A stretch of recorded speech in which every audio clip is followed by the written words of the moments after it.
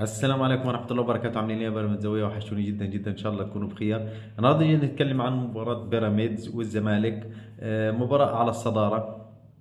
الزمالك اللي بينزل بالمهدي، حارس تديه في التصنيف 4 من 10 كحارس مرمى. رد فعله بطيء. كمان بتغيب منه كثير. شفناه معنا احنا لما كان معاني، كان سيء، اداؤه كان سيء. حتى لما مشى من نادي بيراميدز وراح للاتحاد السكندري، كان برضه اداؤه سيء جدا. في الاخر انتقل للزمالك مع الاتحاد السكندري. عشان اكون منصف، اخر موسم لي كان ادى اداء كويس وراح على اسره على المنتخب. بس بعد كده مستواه متوسط مع الزمالك، لكن مش هو الحارس اللي وقف قدام هجوم بيراميدز. تخش حسام عبد المجيد، مدافع كويس، مدافع واعد. مدافع يعني حتى في التمركز بتاعه مدافع جيد جدا. لما يكون فايق.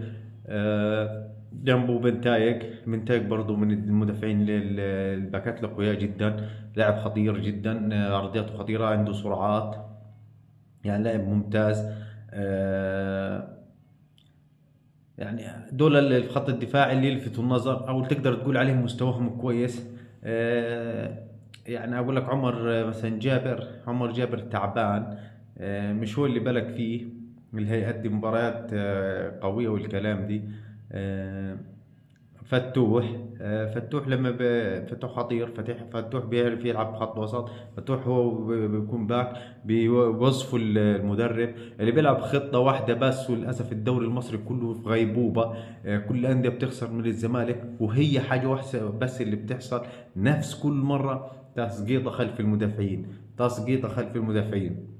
بيراميدز هيقابل الزمالك ما عندوش غير حلول بسيطة جدا. أول حل منهم إنه هيبدا بعبد الله السعيد، كور خلف المدافعين، مرتدات سريعه وكور خلف المدافعين عشان يستغل ناصر منسي اللي استغلها قدامي مره وسجل في وخسرت بسببه. فهيسجل دروك يا احمد يا سامي او يا اسامه يا جلال او يا محمود يا مرعي. لازم تكون مركز 100%، لان الكرات دي هتترمي خلفك. الزمالك ما عندوش حلول سرعات قدامي، يعني الزمالك ما عندهوش لعيب ان هو يقدر يضغطني في مناطقي.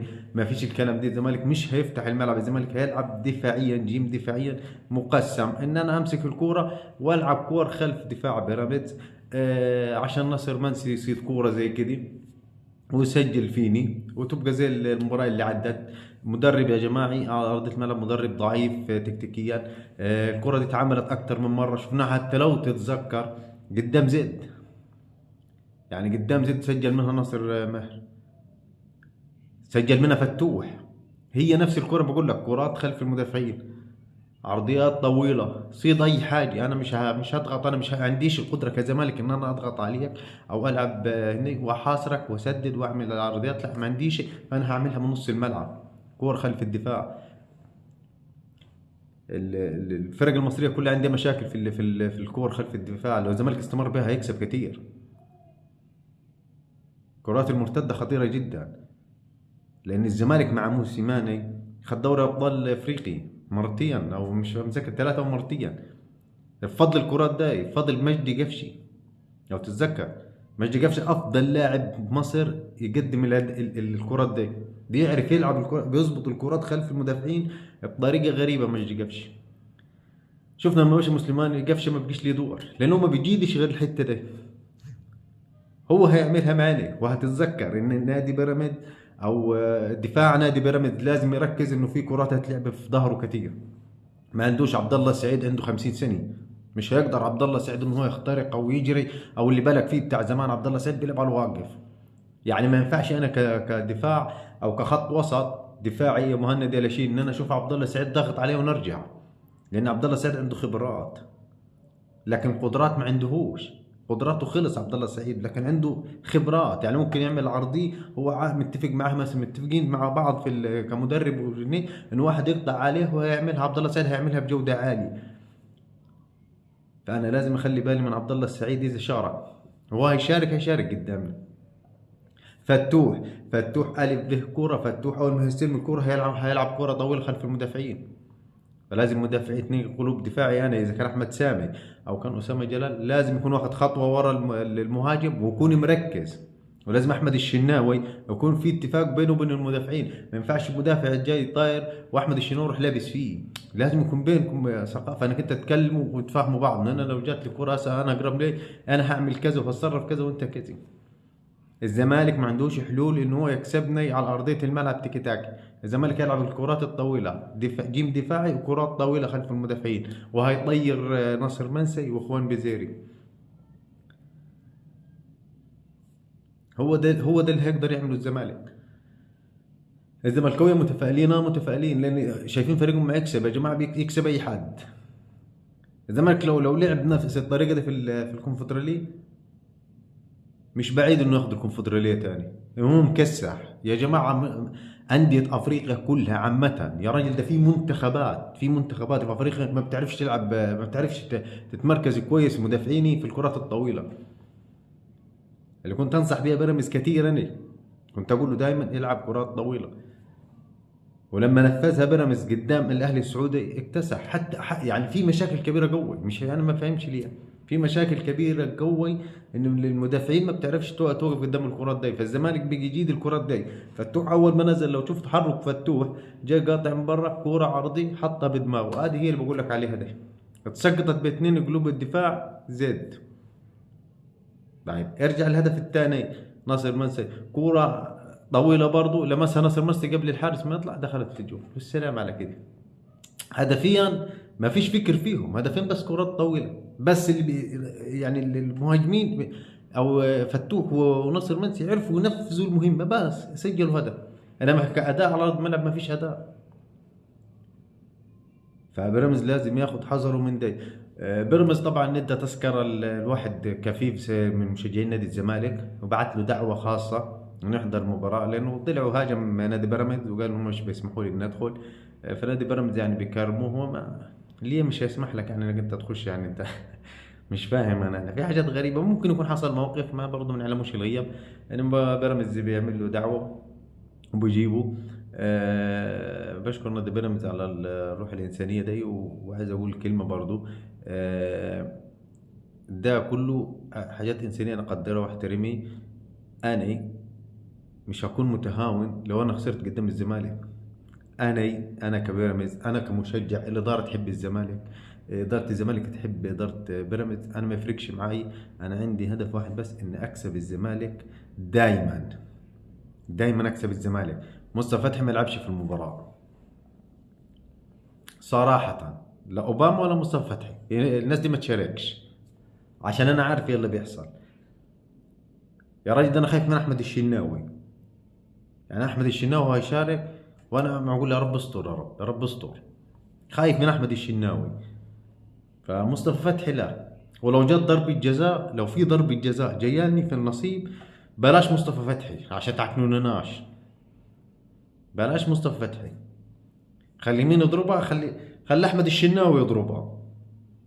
حتى لو راحت كده كده حارس ما فرقاش. انما مصطفى فتحي تاني ضيع الرابعه والخامسه، مش هسامح. ما احنا ما نقول احنا في رمضان والدنيا صيام، فانتوا ترحمونا كده. مصطفى فتحي شطش ضربه او ما يشاركش خالص. انا ما عايزوش مصطفى فتحي. العب بزركا وزيكو. انزل بتشكيله احمد الشناوي، احمد سامي، محمود مرعي، الشيبي باك مدافع. الناحية الثانية محمد حمبي، محمد حمبي امبي اللي جاي إعارة على سبيل الإعارة، ينزل لأنه قوي جدا دفاعيا. هو خط وسط وليد الكرتي ومهند لاشين. أريح حامد حمدان، وليد الكرتي ومهند لاشين. قدامه ناصر ماهر، زلاكي، زيكو، فيستون مايلي. دي التشكيلة اللي أنا شايفها تشكيلة مناسبة. تقول لي حامد حمدان أنا معاك، بس يلعب الشوط الثاني. مهند لاشين المباراة الأخيرة دي قدم مستوى أقوى من حامد حمدان بمراحل. يعني ماشي مثلا الشوط الأول يلعب مهند لاشين، لو كان أداؤه مش أحسن حاجة أسحب وأنزل حامد حمدان. وليد الكرتي لو اداؤه مهزوز اسحبه وانزل قطه، احمد عاطف قطه. انما خساره قدام الزمالك، انا ما اخسرش قدام الزمالك. انا قلت لك ايه، الدوري انا طز في الدوري، انا يفرقش معي الدوري، ما يفرقش معي الدوري. هتقول لي ما يفرقش معك الدوري، طب سيبه للزمالك. لا ما سيبوش للزمالك. ليه؟ لان هم ناديين في مصر، الاهلي والزمالك، هيفضل يكسبنا، هيسجل عليه ارقام تاريخيه. لا انا ما تكسبنيش، انا دي اللي بحاول على الدوري. اهلا جا الدوري اهلا وسهلا، ما جاش الدوري انا رايح دوري ابطال افريقيا وبنافس في افريقيا وعظمه عليك، ده بالنسبه لي. انما تقول لي اخسر من الزمالك، اخسرش من الزمالك انا ابدا، لا من الاهلي ولا من الزمالك. انا اقل المباراه دي ولا تعادلش، يعني تتفقوا لي بالحب كده وابص على المباراه طلع تعادل وفيش اداء من الناحيتين، لا يا كاتل مقتول، لا اخسر لا اكسب. مباراه الزمالك اللي جايه دي بيراميدز لازم يخش على هدف واحد بس، الفوز ثم الفوز ثم الفوز. لما تسال شريف اكرامي وقالوا له جماهير الزمالك ما تحب البيراميدز ولعبه بيراميدز ما تحب جماهير الزمالك، قال لهم شريف اكرامي كلمه، قال لهم يا جماعه ده احنا لما كنا نلعبوهم كانوا عايزين يموتونا في الملعب. انت فاهم؟ يعني اللعيبه بتاعتهم كانت عايزه تكسر لعبه بيراميدز. طب فين الحب؟ والجماهير تشتم، طب فين الحب؟ ما فيش حب على ارض الملعب، ما فيش حب. انما ادارتنا، انا بشوف ادارتنا ده مش يا كابتن محمود ممدوح عيد، بيراميدز ثم بيراميدز ثم بيراميدز. اي حاجه غير كدي تزعلش مني، وبقى انت مالكش فيه. الزمالك صرف مكافآت للاعبينه عشان يكسبوا بيراميدز. يعني هو صارف مكافآت عشان يكسبوا نحن. لسه الدوري في المرحله الاولى وبيدفع فلوسه عشان يكسبنا نحن. فانا لازم العب بروح. اي لاعب زملكاوي هيتخاذل مش هسامحه حتى لو جاب لي دوري ابطال افريقيا، مش هغفر له. انا مصطفى فتحي لحد دلوقتي انا بجيب سيرته بس والله يهديه، انما انا على المستوى الشخصي انا مش بطيقه مصطفى فتحي، لانه ضيع 3 ضربات جزاء بايعهم. ومش هحكي في الكلام ده كتير عشان الواحد معيش يفتكر. فعلى ارضيه الملعب انا عايز اداء بس، ما اجيبش هدف واروح انام دفاعيا. انا ما دافعش كله كد جديد، قسما بالله يا جماعه كد جديد. او اقول لكم الاعلام ولا التخويف والزمالك اقسم لكم بالله ما في زمالك ولا في هوا. احنا لو لعبنا بجد زي ما لعبنا قدام غزل المحله اقسم بالله اكسبوا 5 مرتاح. حارس مرمى زيرو زيرو، اي تسديده داخلي. يا جماعه المهدي ضعيف في رد الفعل. سدد سدد على المهدي وتفرج ومتع عينيك، اي تسديده هدف. المهدي رد فعله زيرو، زيرو بتاتا. حتى لما تكون الكرة قريبة منه يا جماعة بصدها، انت ما تشوفش حاجة غريبة، بصدها على 3 مرات ولا مرتين. ادي حارس شوربة، عندي 2 مدافعين شوربة في الزمالك، عندي خط وسط شوربة. عبد الله السعيد مين يا جماعة؟ عبد الله السعيد خلص كورة. كل عام وانتم بخير. انا عارفكم ما تزعلوا، هو اسطورة اسطورة بس. ابو تريكة لما كان اسطورة في الاهلي وما رضيش يعتزل، جت عليه ايام شتمت جماهير الاهلي، قالوا له ريح، مهما كان اسمك ما انت مش هتكمل بمستوى تعبان واطلع انا امدح فيك. فعبد الله السعيد انتهي. فانا بلاعب دلوقتي خط وسط الزمالك عبد الله السعيد. انت فاهم؟ عبد الله السعيد في خط الوسط هو اللي هيدير خط الوسط. انا لو ضغطت على عبد الله السعيد اخذ الكره مرتاح. وهيلاقي انا بس 100% هيلاعب فتوح جنب عبد الله السعيد. لو لعب عبد الله السعيد هيلاعب جنبه فتوح، لان هم الاثنين اللي بيجوا يعملوا ان هم يحطوا كوره خلف دفاع، وخلي خط وسط دفاعي شحاتي عشان يغطي على المساحات بتاعت عبد الله السعيد. مع الزمالك عنده خط وسط كويس عبد الله السعيد، بس عبد الله السعيد ما بيرجعش يدافع نهائيا، فهيكون شحاتي هو اللي هيغطي عليه، وهيلعب فتوح مثلا في مكانه. ففتوح هيقدم لجوه تتعمل له الكوره من عبد الله السعيد. ما قدمش مثلا فتوح للداخل، هيقدم ناصر منسي هتعمل له الكوره من فتوح. ففيش غيرها كوره واحده اللي انا خايف منها واللي خايف اخسر بسببه، الكرات خلف الدفاع، الكرات خلف الدفاع. يا رب احمد سامي يفوق يا رب وما يمشيش ابصش في المباراه القاه ماشي، ماشي مع نفسه في نص الملعب، وصل نص الملعب، ما بصش دقه فجاه زاد وفجاه ناصر منسي راح انفراد واحمد الشناوي يطلع يعمل له ودي. معيش افتكر الايام ده انا اخش على الزمالك بسم الله الرحمن الرحيم، ثلاث اربعه في الري كده شطف وخلص الفيلم. مش مستاهله حرقه اعصاب ودم، مباراه في المتناول. ده مش منافس، ده منافس مين؟ ده هي صدفه ماشيه معاه. فانا ادخل اكسب مباراه وان الله يحب المحسنين وشكرا على كده. فهي مسهل. نتمنى ان نحن نأدي أداء كويس واللعيبة يكون عندها الحرق على التيشيرت. اللعيبة اللي جاية من الزمالك، اللعيبة اللي جاية من الزمالك عايز أديهم نصيحة.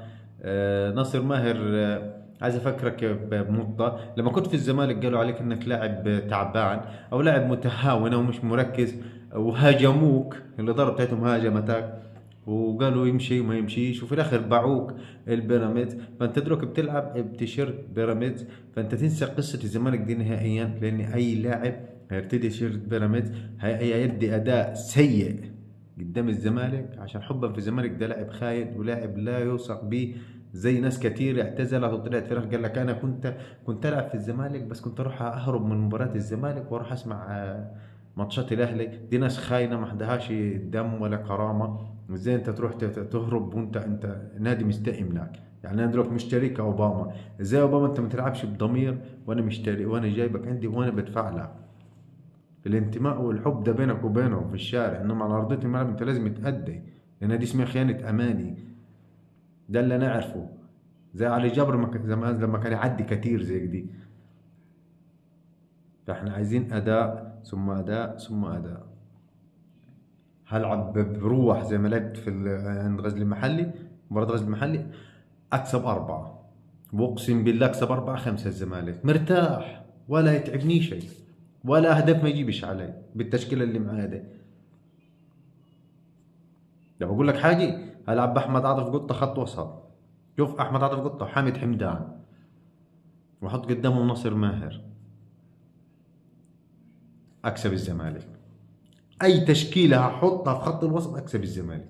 يا رجل انزل لك احمد توفيق مكان مهند لاشين، يا رايك؟ واحط لك جنبه قطه في خط الوسط اكسب الزمالك. هتقول لي ليه؟ اقول لك عبد الله سعيد زي احمد توفيق في الاداء على ارضيه الملعب. هتقول عبد الله سعيد ده، هقول لك سيبك من اسطوره ما اسطوراش، جري وحرب في الملعب. مين اقوى؟ احمد توفيق. فاحمد توفيق هيفضل ضاغط على عبد الله سعيد، مش هيعرف يطلع بالكوره. قطة أفضل منه مين في خط وسط الزمالك؟ شحاتي؟ هل شحاتة أفضل من أحمد عاطف قطة؟ مفيش. أو هل عبد الله السعيد دلوقتي أفضل من أحمد عاطف قطة؟ مش بقول عبد الله السعيد تاريخيا عشان الناس ما تزعل يقول لك عبد الله، انا ما بتكلمش. عبد الله السعيد اسطوره يا جماعه، اسطوره، انا معترف بالكلام ده والموضوع ده خلصان بتاتا. انما عبد الله السعيد دلوقتي على ارضيه الملعب هل افضل من احمد عاطف قطه في الاداء في ارضيه الملعب؟ هتقول يبقى انت ما تفهمش كوره. يبقى انت بتبص عليا، بتبص ان عبد الله السعيد بيمسك كوره يعملها كده تسقيطه واحد يجيبها هدف يبقى كده اسطوره عبد الله السعيد. لا، طب ما هو كان معايا انا كنت متمرمط انا في كل مكان،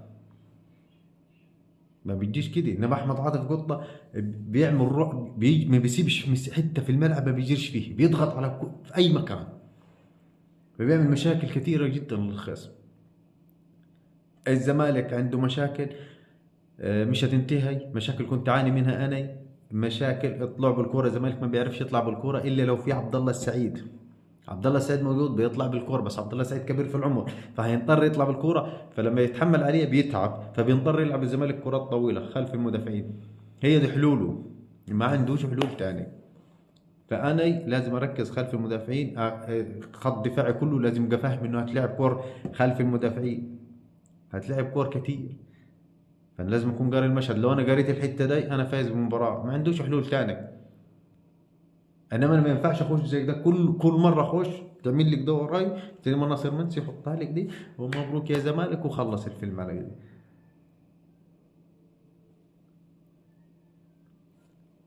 الزمالك نادي زي اي نادي في الدوري. اتمنى ان احنا نفوز واتمنى ان احنا نركز. احمد حمدي، بيراميدز مركز على احمد حمدي لاعب خط وسط الزمالك. لاعب كويس جدا يا جماعه، لاعب ممتاز، تبعت له كم فيديو. لاعب بخروج بالكرة ممتاز، لاعب كويس، لمساته واثق من نفسه وعنده شخصية على أرضية الملعب. حتى لو كان اتصاب والزمالك ما دفعش فلوسه من فلوس العلاج بتاعته وسابه، وطلع طبعا رئيس الزمالك يقول لك احنا دفعنا له فلوس، وطلع اللاعب قال كذب، ما ادونيش فلوس ولا ما حصلش الكلام دي. فطول في الاصابه، لان كان المفروض انه النادي هو اللي يعالجه، فاصبح انه النادي دفع تلت او نص الفلوس وهو تحمل نص الفلوس الثاني. فرجع من الاصابه، دلوقتي في مشاكل بينه وبين الزمالك، هو مش عايز يجدد لانه شايف انه الحركه دي حركه خياني، فمش عايز يجدد. فاحتمال نادي بيراميدز يتعاقد معاه. انا بقول نادي بيراميدز من هنا التعاقد معاه افضل حاجه. انا عندي لعيبه كتير خط وسط ما كنتش مستفاد به، فالتعاقد معاه لاعب كويس جدا، لاعب ممتاز، هيحل لي مشاكل كتير في خط الوسط. اتمنى ان احنا نتعاقد معاه. كمان الناس الاهلاويه اللي بيطلع بيقول لك فيستون مايلي جاي الاهلي، فيستون مايلي جاي. انت عرفتش تجدد الوسام. وسام ابو علي قال لك هتبيعني ولا امشي اخر السنه مجانا، قلت له تفضل يا باشا وبعته. ده بقول لك انت جيلي، انت ما عرفتش تجدد لديانج. ديانج اللي لعب صغير في العمر، ما عرفتش تحافظ عليه يا حسره. كان عايز ايه؟ كان عايز 2 مليون دولار، ما عرفتش تدي 2 مليون دولار. طب عارف مايلي ما رضيش ليه مسبب مشاكل بيراميدز؟ هقول لك ليه. بيراميدز عايز يديه 1.5 مليون دولار، مايلي رافض، عايز 3 مليون دولار. هتقول لي طب ما انتوا ليه رضيش تدفع؟ بيراميدز معاه فلوس يدفع 3 مليون دولار، بس بيراميدز ليه نظره، اديك انت 3 مليون دولار وانت عمرك 31 سنه و33 سنه و32 سنه، ما انت مش مستقبل بالنسبه لي. ده انا عايز اجدد لك بسنه، هو ما عايز يجدد بسنه، عايز يجدد موسمين بثلاثه، هو عمره كبير. ففي اختلاف بين اداره بيراميدز وفيستون مايلي، بس توصلوا اتفاق وفيستون مايلي هيجدد. انا بقولها لك، فيستون مايلي هيجدد. هتقول لي وسام وعايزين يجيبوا وسام من امريكا، لا كلام كذب، كلام كذب. ده النادي الامريكي بيطلع اشاعات واي كلام وخلاص.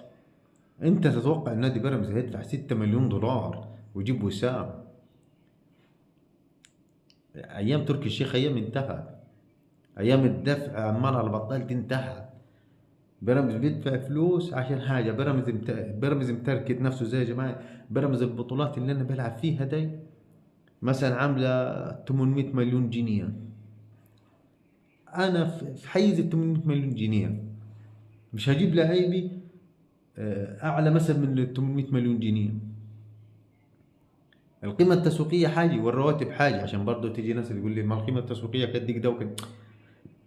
القيمة التسويقية ده سعر اللاعب. يعني اللاعب مثلا رمضان صبحي سعره مثلا 3 مليون دولار، تمام؟ ده قيمته التسويقية، النادي اللي هيشتريه ب 3 مليون دولار. لكن راتب رمضان صبحي كام؟ ممكن يكون 300 ألف دولار، 200 ألف دولار. فاهم قصدي؟ هي كده. انما القيمة التسويقية ده سعر اللاعب بس. انا بقول لك مثل، ممكن البطوله دي عن دوري ابطال افريقيا مش عارف اذا كان 3 مليون دولار او 5 مليون دولار، او كانوا يتكلموا على 7 مليون دولار اخر حاجه. كاس العالم للانديه، انت في كل مرحله في كاس العالم للانديه بتاخد 3 4 مليون دولار، في مراحل برضه بتاخد فيها 5 مليون دولار. يعني كاس العالم للانديه انت لو شاركت فيه وصلت فيه قبل النهائي انت هتطلع لك بحركه 400 مليون جنيه، 500 مليون جنيه. فمش هيروح بيراميدز يجيب لاعب مثلا ب 500 مليون ويروح يجيبه عشان يخش بطوله ياخد فيها 2 3 مليون. ما ينفعش. هو وسام ابو علي مش هيجي بيراميدز. ولو جيت تكلمني وسام ولا فيستون مايلي، يا راجل احنا نسمع على بعض. وسام مين وهبل مين؟ مايلي ثم مايلي ثم مايلي، اللاعب اللي بخلص. وسام مشى من الاهلي وكان عنده مشاكل ما بيسجلش، وكان فترته صعبه في الاهلي، كانوا هزقوه، كانوا عايزين يمشوه. تحضر الايام ده؟ فاكر محمد شريف المخيف؟ وبيراميدز كان هيموت على محمد شريف، تفتكر؟ طلعت قلت لك ايه هني؟ قلت لك بلا مخيف بلا هني قندل، هو كله كد كده. والله مليح عازي واثبت لك كلامي. وهو جاء الاهلي، فين محمد شريف المخيف؟ فين؟ ده هو مش مخيف، ده هو جبان، هو خواف، هو تلاقيه متدس وخايف. فين المخيف بتاع المهاجم؟ ما فيش يا جماعة، والله كله فيستك. هتيجي طبعا طولان مدرب المنتخب طلع قال لك احمد عاطف لعب زد، ليه ما خدتوش؟ قال له الكابتن احمد شوبير ليه انت ما خدتوش معاه؟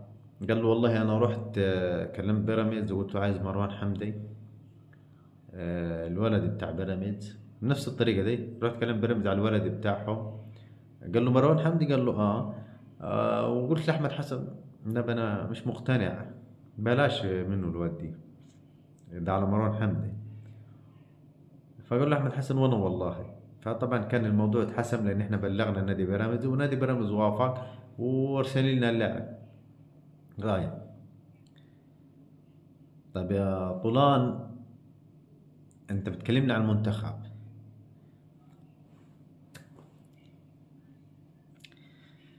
انت عارف انا ما عادش اتكلم ليه؟ عشان انا ما عادش ضايق الناس. يعني انت ما تكلمني على احمد عاطف والهمبك. احمد عاطف مين اساسا يعني؟ سيبك انت من مين احمد عاطف؟ مين؟ هي اللي المهاجم اللي انا ما رضيتوش تاخدوه طالعين تعملوا حلقه وتتكلموا عنه. انت كلمني مين احمد عاطف؟ جاب كم هدف في الدوري؟ جاب شعرياته زي مهاجم الاهلي اللي جايبه برضه، نفس القصه. هني عنكفه من فوق دي، انما اداء في الملعب ما فيش. هو احمد عاطف دي عاملين حلقه ما يتكلم عنه. طب هل احمد عاطف كان هداف الدوري؟ لا. لا كان تاني هداف الدوري برضه؟ لا. ثالث هداف الدوري؟ لا. مروان حمدي كان رابع هداف الدوري او خمس هداف الدوري. يعني دي اللي بيحكي عنه هو اللي بيقول ما كنتش عايز وكنت عايز احمد عاطف، هو افضل اصلا من احمد عاطف. يا جماعه ده مروان حمدي الف به معانا دلوقتي تلاقيه مسجل خمس ست اهداف. انا بوريه، ولما راح المنتخب سجل اهداف مع المنتخب مروان حمدي، يعني كان فعال.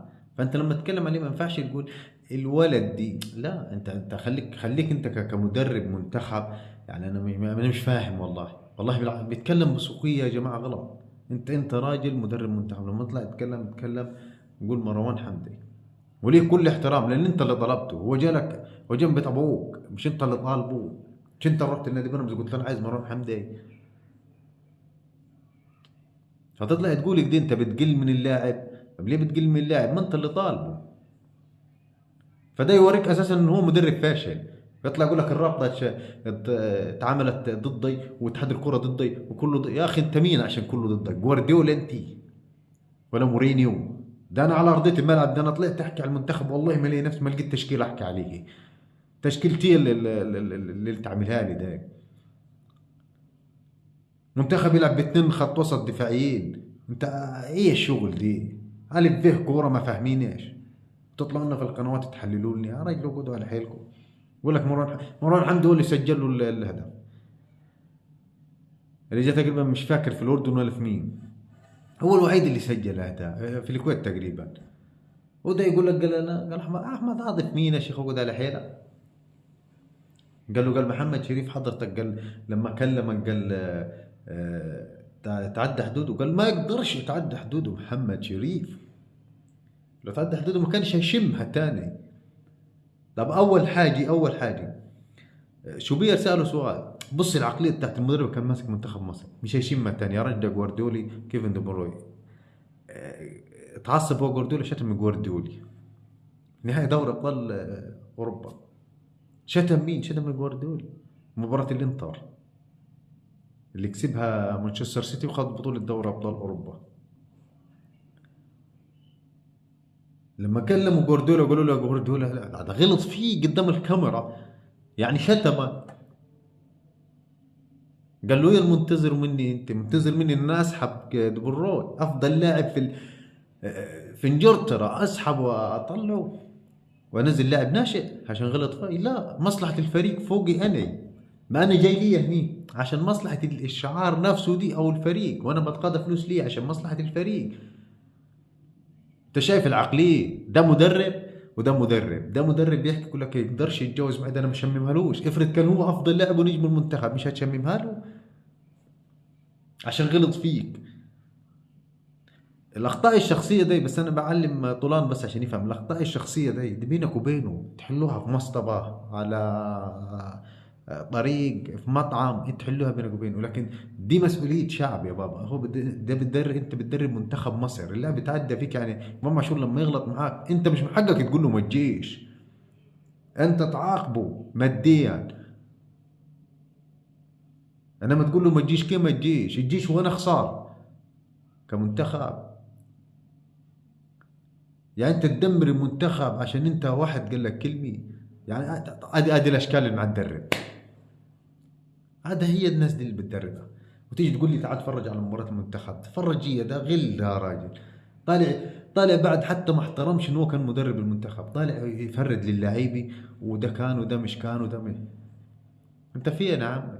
فما تصدوناش. الرابطه ليه قال لي تمروا عليك؟ قال انا قال شتمت الرابطه، قالوا شتمت اتحاد الكوره.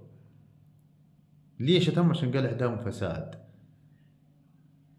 ده مصر كلها شتماهم وقال اعدام فساد. تعندوك، انا عارف انه رئيس الرابطه تعندك. ها، مش انت قد المسؤوليه؟ اثبت. ما اثبتش. فبيتكلم سوقيه يا جماعه على مروان حمدي. مروان حمدي لاعب كبير ولاعب كويس ولاعب محترم. ما تمنيتش اشوف حلقه بالاسلوب ده ولا بالطريقه دي. كنت دائما انا بحب الاسلوب يكون راقي يعني في الحوار. يتكلم كويس، يقول مروان حمدي بدل ما يقول الولد بتاع بيراميدز، زي الولد بتاع بيراميدز دي. يعني ما تفهم شيء. ما تفهم شيء. حاجات غريبة بالنسبة لي. إن شاء الله نكسبه، إن شاء الله نحقق صدارة الدوري. والأهلي إن شاء الله يتعثر قدام زد. أتمنى برضو إنه زد يكون، لكن زد طبعا أنا شايف إنه فضل الفريق كله بقى لعيبة كتيري وغير أكتر من لاعب، فيكون صعب التجانس اللاعبي. فأنا أشوف إنه الأهلي ممكن يكسب. لكن مباراة الزمالك مباراة قوية لنا، احنا لازم نقدم فيها ونستعرض استعراض عضل، لأن المباراة دي هتشاهدها مصر كلي، مش الزملكاوية بس. لا، ده الزملكاوية والأهلاوية. الزملكاوية والأهلاوية هيشاهدوا المباراة دي. زعيم أفريقي قدام نادي صغير محلي على الورق. ده الواقع. نادي ضعيف، نادي أي فريق بيقول له بيضيعه. فأتمنى إن إحنا نأدي أداء كويس وناخد الثلاث نقاط وما نتعبش. وأتمنى برضو لو إحنا ربنا كرمنا وما تأمروش علينا الزملكاوية اللي في النادي وسجلنا أكتر من هدف، نريح اللعيبة وننزل هي لعيبة الدكة. لأن والله مباراة أسهل منها ما فيش. أنت كبيراميدزاوي شوف يا عم الارقام بتاعت لعيبه الزمالك، شوف ارقام لعيبه بيراميدز، شوف في اخر 3 4 ماتشات كسبانهم ازاي الزمالك كلها كده كورك دي. وتعالى حتبقى تعالى كلمني. انا اللي بكسب بجميع الطرق هجوميا. انا عندي مدرب افضل، بكسب هجوميا وبضغط. بستخلص هجمات مرتدة. انا فريقي متكامل، لعيبتي متكامله. الناحيه الثانيه هناك ما فيش غير خطه واحده كوره عادي. لعيبه مش متكامله، لعيبه لسه ما خدتش فلوسها، في مشاكل، في ديون، في ضغط، في يعني. فانا طبيعي انك اكسب 5 6 مرتاح من غير ما اتعب. اتمنى ان احنا نكسب وان شاء الله ربنا يكرمني. شكرا لكم والسلام عليكم ورحمة الله وبركاته.